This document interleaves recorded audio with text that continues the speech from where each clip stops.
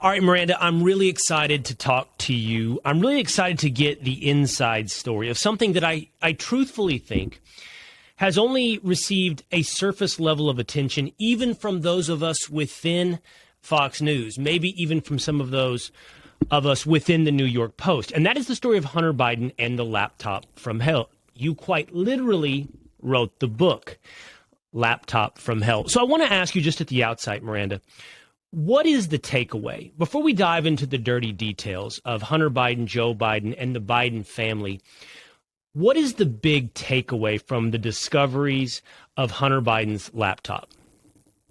The number one thing is that this is really not a story about Hunter Biden. It's about Joe Biden, and it's about the influence peddling scheme that he ran out of Delaware from his very earliest days as a senator 4 decades ago, and then internationalized when he became vice president. And President Obama gave him carriage for, some pretty important parts of the world, such as China and Russia, Ukraine, and those places were the countries where his family took the most amount of money. We're talking about tens of millions of dollars.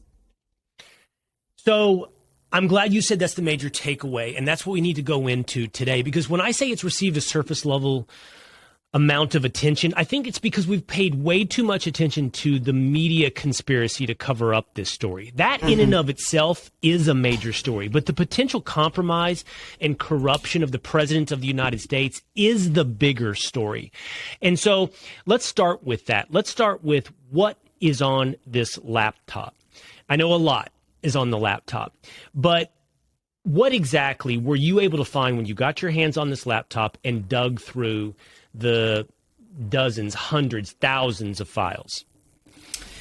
Well, I think what we have, and it's not just what's on the laptop, it's also, you have to think about it as a jigsaw puzzle. The laptop's a big part of it, but equally Tony Bobulinski's material from his various devices that he handed over to the FBI in October 2020, shortly after our story broke in the New York Post.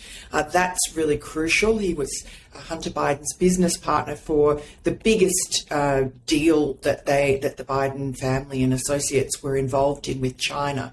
And then another part of the jigsaw puzzle is all the financial documents that Chuck Grassley and Ron Johnson managed to dig up during their very good investigation into part of this sort of Hunter Biden-related corruption. So when you look at that all in totality, what you see is that, number one, Joe Biden lied to the American people. I think we can pretty safely say that during the election campaign when he said he knew nothing about his son Hunter's overseas business dealings. He knew a lot. He was involved. He was intimately involved in a lot of it. He always had a sort of plausible deniability angle in which he didn't get into the weeds and get involved in the details of various deals.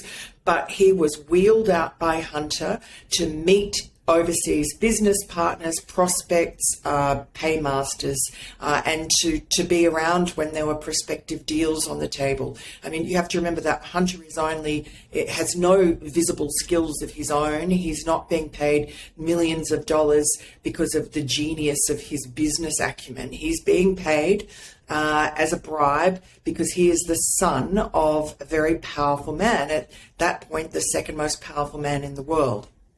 So is it best for us to think of the laptop, Miranda, as less of a smoking gun and more of the obvious threads within a worn garment that need to be pulled? In other words, when you pull on these threads, an investigation should reveal the entire picture. As you point out, when you put in Chuck Grassley's information and other information that the FBI should now have their hands on, you begin to put together, as you described it, a puzzle of corruption.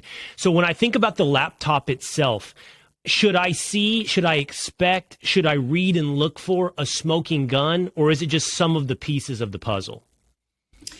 There are bits of the smoking gun. For instance, quite late last year, when I was writing the book, I found this email, or a couple of emails from Hunter's business partner, Eric Schwerin, who was really his factotum. He cleaned up for him. He answered his emails when he was on benders.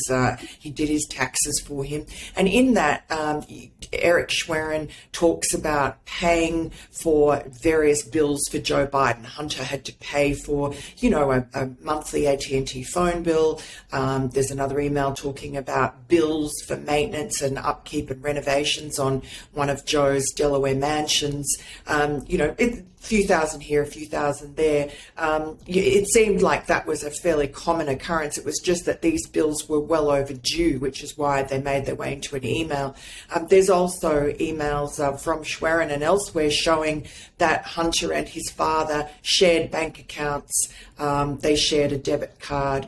The whole picture you put together, it's little bits and pieces that put together are a pattern.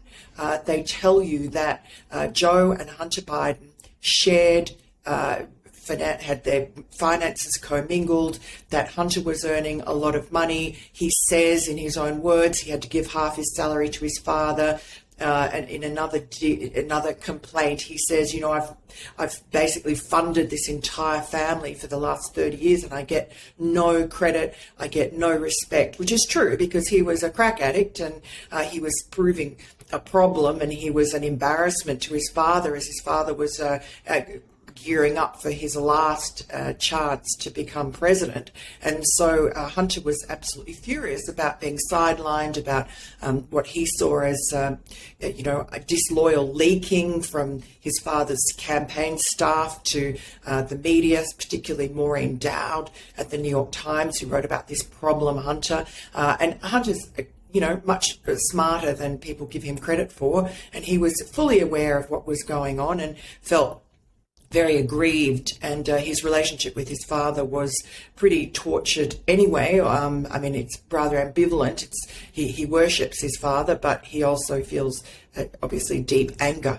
And so the laptop tells you a lot about the family dynamics, which is important in terms of understanding how this entire influence peddling scheme that the Biden family was running with Joe as the product and also the orchestrator for nigh on 40 years. You can understand it through the family dynamics and through some of the financial trail that's on the laptop, and then that's buttressed by both of those other pieces of the jigsaw puzzle I mentioned.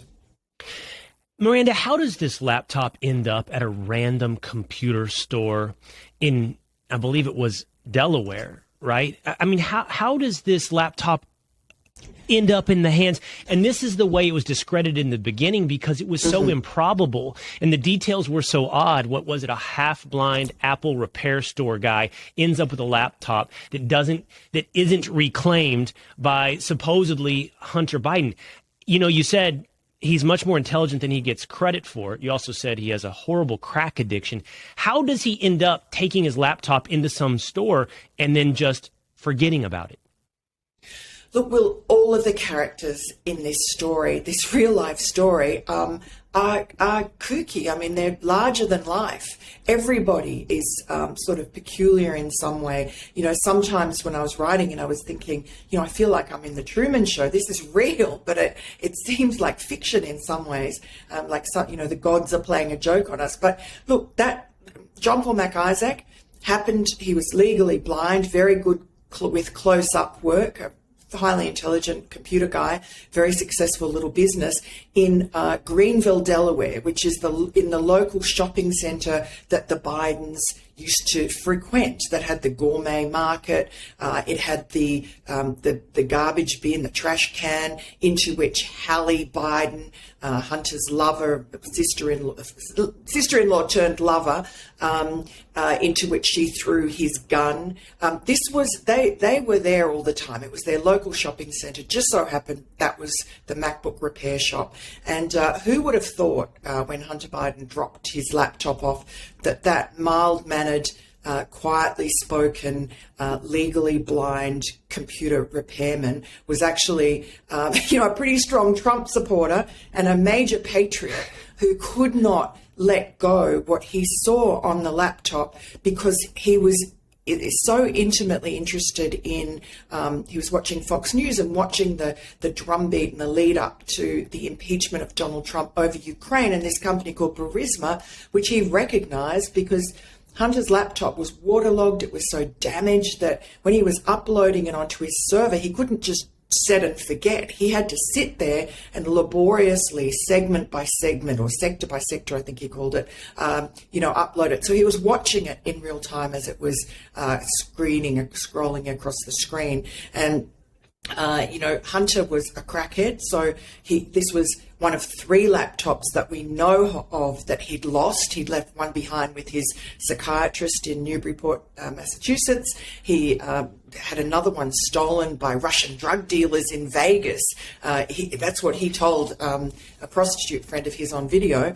So we have to take his word for it. But he was always losing devices. You could see from the Apple emails that he got how he was frequently having to reset, lose his password, buy a new phone or laptop or whatever. So he was a mess. He was a crackhead. It's not really that hard to believe that he would leave a laptop behind and not go back to pick it up.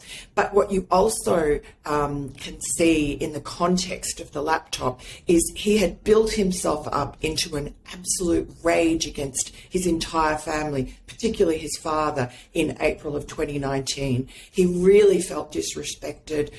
He felt that his whole life had fallen apart, and that now they were kicking him to the curb because Joe wanted to become president. And so whether it was a Freudian resentment or accidental or sort of subconsciously revenge against his father, who knows? But this was peak anger from Hunter, and when he left it behind, you could just imagine him saying, "Well, screw them." You can almost see the scene in the movie. Now, Miranda, yes. correct me if I'm wrong, but this Apple repair store owner, he doesn't turn to Rudy Giuliani. He doesn't turn to the New York Post. Doesn't he first turn to the authorities? Doesn't he first turn to the FBI or the DOJ and give this information over to those who could investigate? What I'm asking you is, while we in the audience first hear of this on Fox News or from the New York Post or from Rudy Giuliani, this was well known to the Department of Justice. This was well known to law enforcement by the time it hit the popular consciousness. Yes, well, it should have been, because he contacted the FBI and they came and picked up the laptop in December 2019. And, of course, he had an entire copy of the laptop on his server because he had to upload it. But they took it and they had it, and he impressed upon them what he thought were the salient elements that were to do with sort of exonerating Donald Trump over Ukraine. And they took it away, really didn't give him much interest or respect. And there it kind of got lost in the FBI, annals, because we know just a few weeks ago, we had the FBI head of cybersecurity or cyber, was testifying in Congress, and Matt Gaetz asked him, where's Hunter Biden's laptop? And he said, well, I don't know. Don't ask me. It seemed quite offended to even be asked, as if it was something unseemly. Right. It's outrageous. But I get the feeling that the Delaware grand jury that is looking into alleged criminal offences by Hunter Biden and looking into all his business affairs, I get the feeling that they have access to that material. Certainly they have access to Tony Bobolinsky's material because, as I said, he handed over all his WhatsApp messages and documents and emails to the FBI, and a lot of that basically overlaps with what's on Hunter's laptop, but there's a lot of new information, particularly the encrypted messages. I want to come back to the corruption and the deals in just one moment, but let's take a second to talk about the salacious things that you have seen that were found on the laptop. I've heard you describe it as homemade porn, that he is a crack addict. What was he collecting and keeping beyond dirty deals for possibly the Biden administration, his family, with corrupt foreign leaders? What else was he keeping on that laptop? Well, you want to talk about the porn and he what he did was he he seemed to have this obsession with documenting every aspect of his life. So he would record voice memos when he was having conversations, when he was off his face with, girlfriends or prostitutes or whatever. He loved to record himself. At video recordings, he would record himself having sex with women, multiple women. He would take photographs of himself naked. He would take photographs of his penis.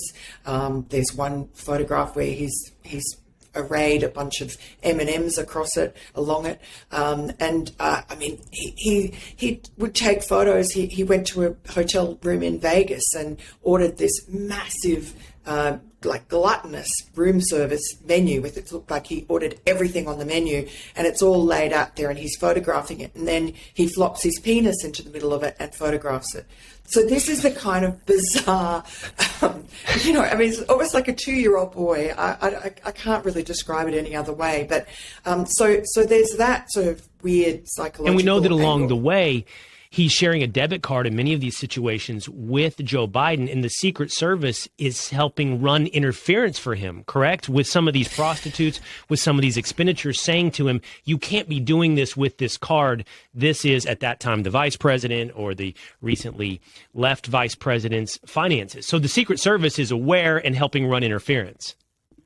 Look, this was one time that the Secret Service, they were actually retired Secret Service agents. One of them had only retired a couple of weeks before as the head of the field office in Los Angeles, so pretty high up person. Anyway, they came knocking on his door in his Hollywood hotel because he'd had this sort of incident with his debit cards where he had a prostitute that had come and stayed for a long time, and he owed her, I think it was $8,000 or so, and she'd been there overnight, and his debit cards weren't working, and so she kept trying. He kept on giving her new debit cards. This was in the morning, and anyway, finally one went through, and then he went to sleep, and then when he woke up a few hours later, he found that all of these different transactions had gone through. So it was something like $120,000 had been skimmed off his various cards. And next thing, he's getting these text messages from the former Secret Service agent saying, hey, Hunter, open up the door. That's Celtic's account, or I think you say Celtic's account. Now, Celtic was the code name that the Secret Service had for Joe Biden when he was vice president. So somehow one of these debit cards was connected to Joe Biden's account, and this was a problem. And so you piece together from what's on the laptop, and it's helpful that he records everything because he must have a bad memory because of all the drugs. So he often will photograph, text messages and other things, passwords. So the picture that you get, Miranda, and that you pick up over time, and that you have to have seen through the puzzle of the laptop, is an individual whose life is intertwined with his father's, both in terms of finance and then potentially through business deals. And then those business deals, as we've come to know, are ones that he is wholly unqualified for as an individual. For example, sitting on the board of Burisma and drawing, I believe, was it $800,000 a year in salary, perhaps $1 million a year in salary? Yeah. And he has no qualifications for such. And so the implication we read is, well, that's for access to the United States government. That's for access to his father. It does. I want to walk through this, and I want to say, well, I never shared a bank account with my father. I don't anticipate sharing bank accounts with my children once they become adults, but I also hope I don't have crack-addicted children. So you wonder, do you carry on treating them like children as they're adults if they have these problems? But it's not simply, I want you to walk me through this, because it's not simply a father attempting to, make his son an adult and sort of intermix business. The question becomes does this business amount to a tit for tat, a quid pro quo? Is Hunter on the board so that Burisma can influence the United States government? Is Hunter doing business with a Chinese company so that that Chinese government company, and by extension the Communist Party, has access to the highest levels of the United States government? And does the laptop help us piece together that puzzle? We have a wholly unqualified crack addict who's totally intertwined with his father, right? But what do we have that connects it that this is what's going on? Quid pro quo. Joe's getting money for corrupt countries having access to the government? Well, it's interesting, just to take your first point that you mention about a father and a son having intertwined business and banking, if the father is trying to help out the crack addict son. And I am certain that when this all blows up, which it will, that will be Joe Biden's defense, and that will be, you'll see those narratives run through the New York Times and the Washington Post, and anyone who disagrees with that and tries to lay out the facts that are contrary to that will be treated as some sort of monster for. So it will be the doting father on. who's trying to help his burdened son become an adult or find a successful or sustainable life.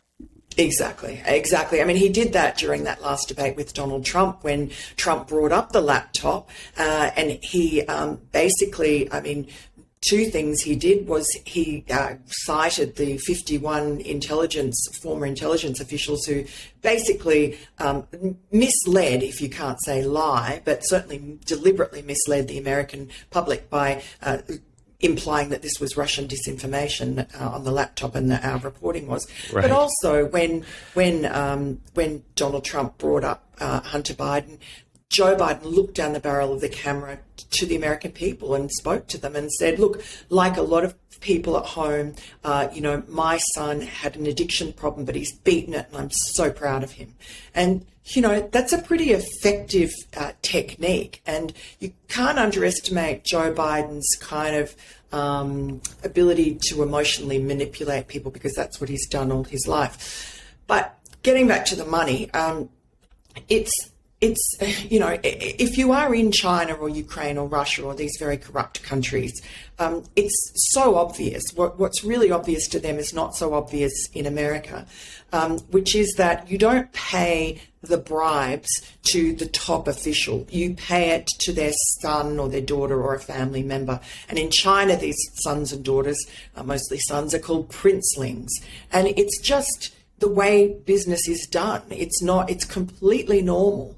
And so they saw with their eyes a very obvious message that was being sent when Joe Biden flew on Air Force Two with Hunter into Beijing in 2013. And, Hunter's there at the top of the stairs. As soon as the Chinese saw him, they knew that this was, I say this all the time, this was American power come to do private business. And there's all sorts of coded messages in that Americans didn't pick up.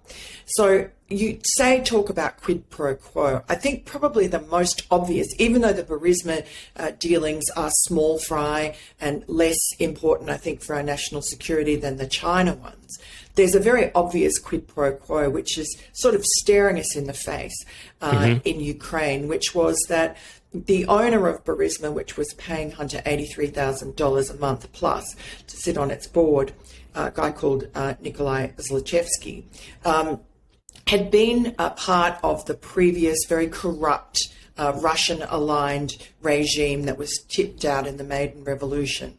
And he had been the energy minister, and because of that, he'd got all these licenses to these gold mines. I mean, there were oil and gas fields in the Donbass region, which is now at war. And so he was a billionaire, but he'd stolen this money from the Ukrainian people. So there was a big Interpol, FBI investigation, international investigation into him, and he had $26 million of assets were frozen in London. It was a matter of time before the law caught up to him, and he ended up being jailed. What he did cleverly was get politically connected people onto the board of Burisma, not just Hunter but others, and that was his way of sort of laundering his reputation and making sure that he was safe. He also paid a bribe to the Ukrainian prosecutor and got that $26 million in London dropped. But he was doing this as a sort of protection, and you can see in the emails the demands that he makes of Hunter Biden and his partner Devon Archer, who is also on the board, that they had to bring people, Americans, high-ranking Americans, to Ukraine, to Kiev, to say nice things about Burisma, to say nice things about Zlochevsky. And that worked. This was happening. I mean, there There were visits to the Burisma sites in the Donbass by high-level State Department people. The reputation was being laundered, and the only thing that went wrong was that the president, Poroshenko, took Joe Biden seriously when he kept on flying into Kiev and railing about corruption. And he took out of retirement this clean-skinned prosecutor called Viktor Shokin, and he set him to work to stamp out corruption. The most corrupt person was, allegedly the head of Burisma.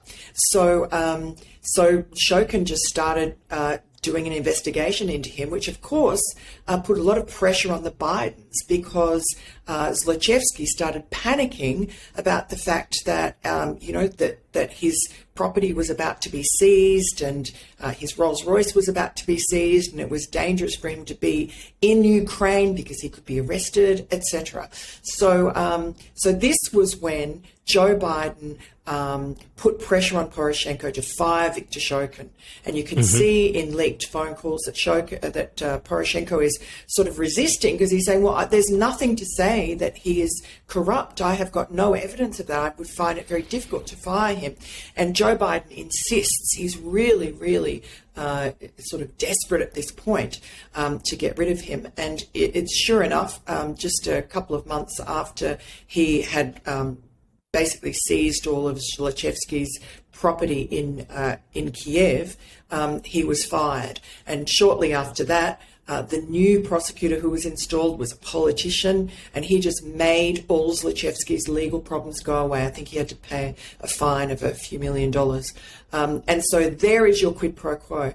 And Joe Biden boasted about firing Shokin many years later, a few years later, in a speech in which he said, son of a gun, I told them I was going to withhold $1 billion in US aid, and son of a gun, they fired the prosecutor. He was boasting about that, but in another way, it's a very clever tactic that Joe Biden uses often. If people are sort of on his tail, he will turn around up front and sort of make what seems like a confession, except it's only a partial confession. It's a confession with a lie in the center of it. And that lie, for some unknown reason, was bought hook, line and sinker by the New York Times, the Washington Post and so on, who said that the reason Shokin was fired was because he was corrupt, and that at the time he did not have an active investigation into Burisma or Zlochevsky. That was not true, and it's obvious from the evidence. I mean, it was reported at the time in the Ukrainian papers that his property had been seized.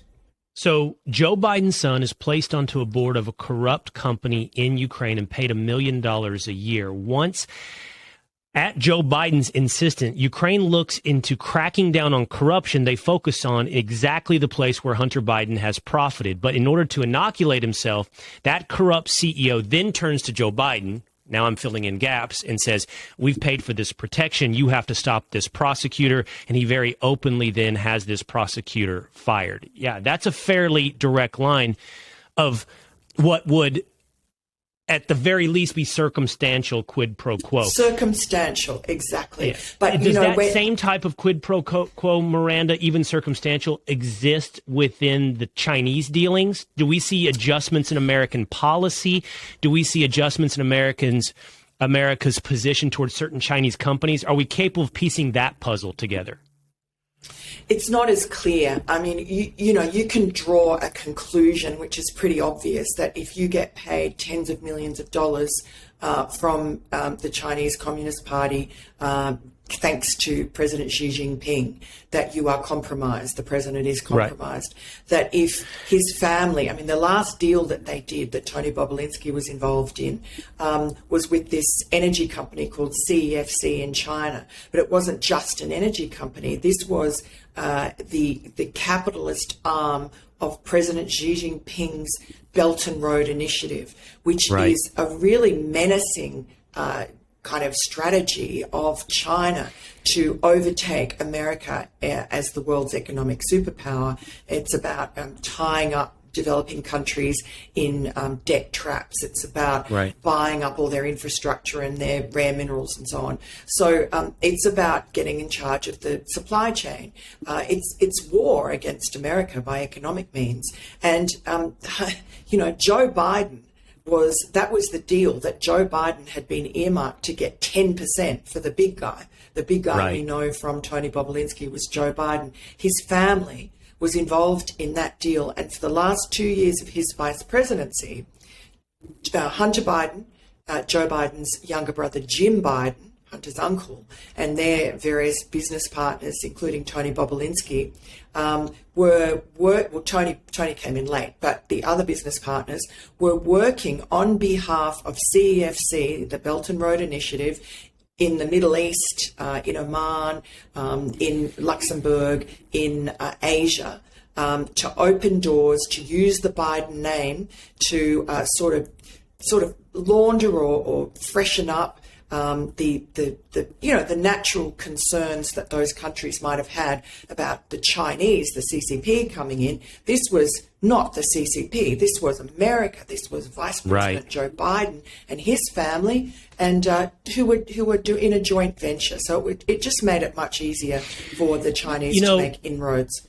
Miranda, was that the best example of tying a kickback directly to Joe Biden, the 10% of the CEFC company that is supposed to go to the big guy? I know you mentioned earlier that, there was some payments for the summer house in Delaware.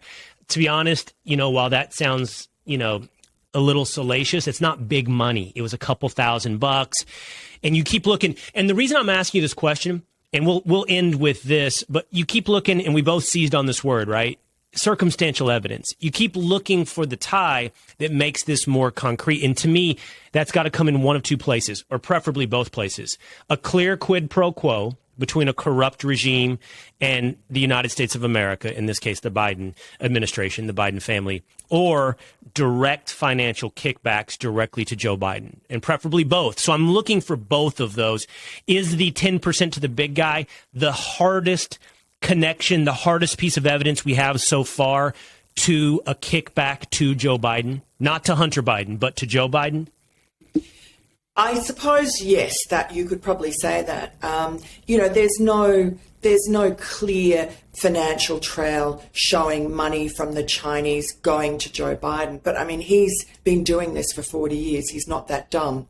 But what we do know, because the U.S. attorney in Delaware has a lot more powers, subpoena powers and visibility into these companies and these bank accounts than we do, is that they have started looking at Joe Biden.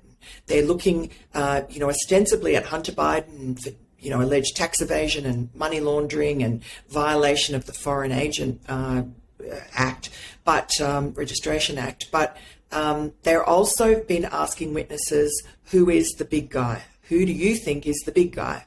Now, the big guy, Joe Biden.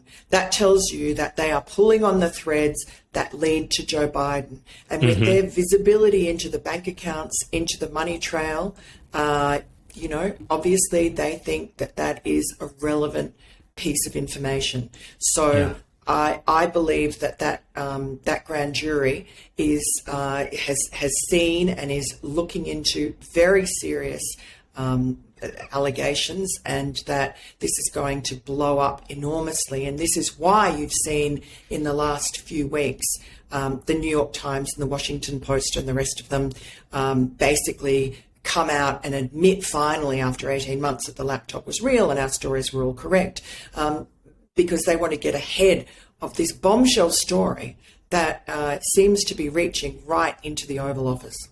And that's the story. We'll end where we began. I asked you what the big takeaway was, and it was the Biden administration, and by extension, the president of the United States is at the very least compromised and possibly corrupted by not just foreign corrupt powers, but enemies of the United States in the case of China. It seems to me, Miranda, and I'll leave you with my summation. You tell me if I'm right or wrong. It seems clear that the president of the United States has a very troubled son, a crack-addicted son who's been in some positions of authority and profit that are wholly unearned. And his relationship with corruption seems clear. The question for investigators, and the question you've begun to answer in your book, is that relationship extending to his father? Was there quid pro quo? Was there kickback? Was there more? And I think common sense leads us obviously to yes, but does evidence lead us to yes, there's more? The president of the United States is influenced, compromised, or corrupted by those very same powers. Absolutely. And, you know, the multiple times that Joe Biden met with Hunter's business partners from all over the world, from Kazakhstan and Mexico and Russia and China and Ukraine. He met them in China. He met them in Washington, D.C. at his own vice presidential residence. He invited them for breakfast several times. He went to dinner with them at Cafe Milano in the private room that Hunter organised at least once. He was involved on the telephone, I'm told. So he was offering himself for sale. He knew he was the product, and he was very happy to be paraded as the product, even though he was the vice president of the United States. And this was incredibly improper. And he was involved in a corrupt influence peddling scheme. So whether or not the investigators follow the trail of money to him, I think it's pretty clear from the evidence we have that what he did was at least impeachable. He was the product, and he sold himself, paraded himself as the product. Laptop from hell. Miranda, thank you so much for explaining it to me today. Thank you so much, Will.